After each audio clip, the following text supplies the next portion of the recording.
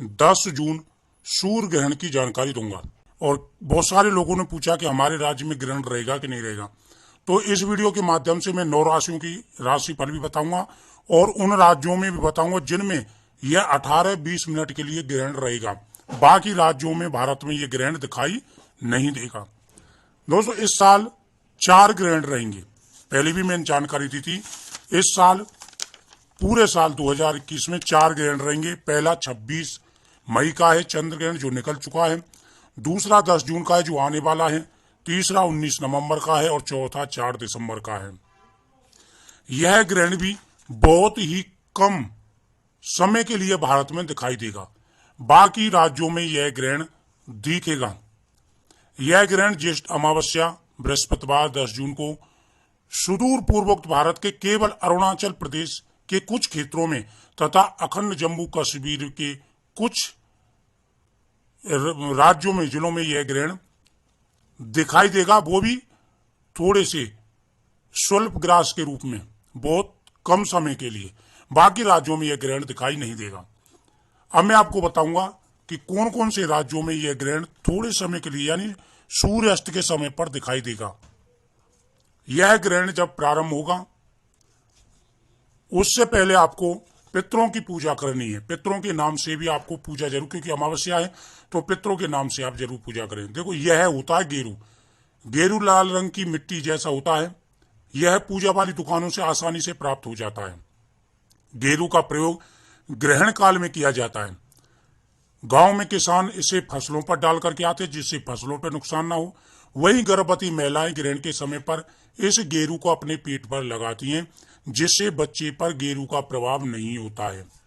तो इस बात का विशेष रूप से गर्भवती महिलाओं को ध्यान रखना है, इसका प्रभाव नहीं होता है ग्रहण का। और एक चीज का ध्यान रखें, गर्भवती महिलाओं पर ही इसका ज्यादा प्रभाव होता है, बच्चों पर सबसे ज्यादा इसका प्रभाव होता है। तो जिन राज्यों में ग्रहण है वहां भी और नहीं है वहां भी देखो, गर्भवती महिलाओं को विशेष रूप से ध्यान रखना। नियम बनाने में कोई बुराई नहीं है। वैसे शास्त्रों के हिसाब से कहा जाता है जहां पर ग्रहण दिखाई ना दे वहां पर सूतक आदि का विचार नहीं होता है। लेकिन मैं फिर भी कहूंगा कि अगर ग्रहण पड़ ही रहा है तो गर्भवती महिलाएं जरूर नियम निभाएं। गर्भवती महिलाएं अगर नियम निभाती हैं 2-3 घंटे के लिए तो कुछ नहीं बिगड़ता है, लेकिन फिर भी आपको चांसेस नहीं लेना है कि बच्ची पर इसका प्रभाव गलत पड़े। आपने अक्सर देखा होगा बहुत से बच्चे जन्म लेते हैं, उनके चेहरे पर निशान होते हैं, दाग होते हैं, जले का निशान होता है, कई प्रकार की परेशानियां होती हैं। तो ये ग्रहण के कारण ही होता है, ध्यान रखें। गर्भवती महिलाओं को अग्नि नहीं जलानी है, फल सब्जी ना काटें, ध्यान से सुने। ये मैं हर वीडियो में बताता हूं और आने वाले समय 1-2 वीडियो और भी आपको प्राप्त होंगी जब ग्रहण समीप होगा।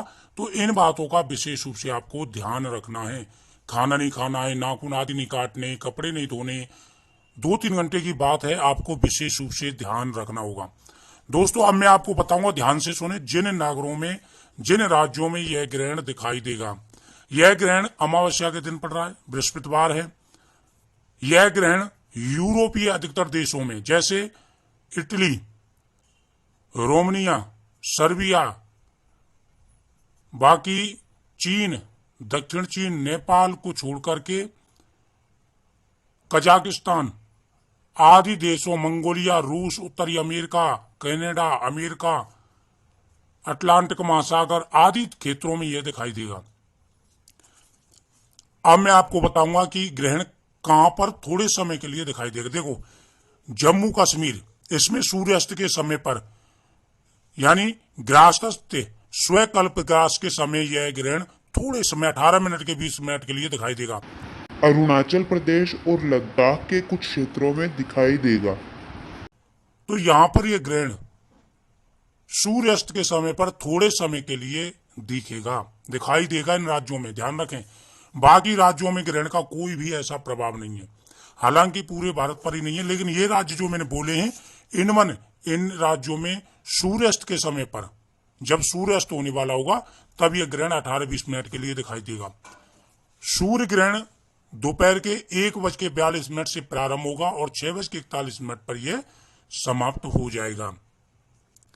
तो इन राज्यों पर इसका प्रभाव रहेगा। गर्भवती महिलाओं को विशेष रूप से ध्यान रखना है। अब मैं राशियों की जानकारी दूंगा। देखो, वृष राशि और वृश्चिक राशि, ये 2 राशियां ऐसी हैं जिनको विशेष रूप से ध्यान रखना होगा। इनके लिए ग्रहण शुभ नहीं है।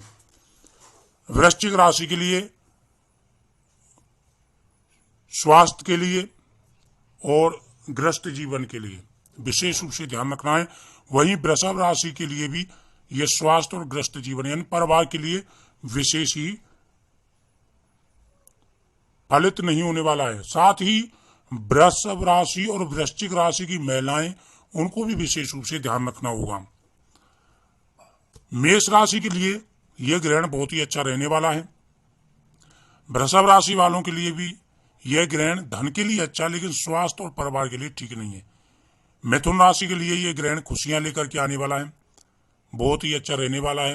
बुध का योग बहुत ही अच्छा है। साथ ही कर्क राशि वालों के लिए भी यह ग्रहण बहुत ही अच्छा रहने वाला है।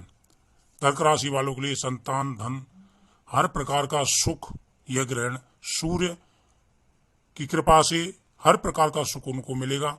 सिंह राशि वालों को विशेष रूप से ध्यान रखना होगा, क्योंकि सिंह राशि के स्वामी सूर्य हैं और सूर्य ग्रहण है ये, तो विशेष सावधानी बरतनी है। यानी आप लगा लीजिए कि वृषभ राशि, वृश्चिक राशि और सिंह राशि, ये 3 राशि वालों को विशेष रूप से ध्यान रखना है।